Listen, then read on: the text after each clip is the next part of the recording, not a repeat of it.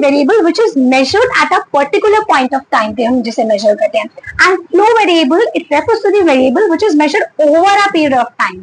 तो basically what happen is and stock variable is a static concept and flow variable is a dynamic concept. क्या difference है? Static मतलब which always remain same, stable, जो stagnant रहता है, एक जो चेंज नहीं होता, which does not change, that is called a static. Dynamic मतलब विच कीप्स ऑन चेंजिंग, जो बदलता रहता है, चेंज होता रहता है. ठीक है, तो फ्लो जो है वो डायनेमिक कॉन्सेप्ट है. स्टॉक मतलब फिक्स्ड है, एक जगह फिक्स रहता है, स्टैग्नेंट रहता है, तो एक स्टैटिक कॉन्सेप्ट है.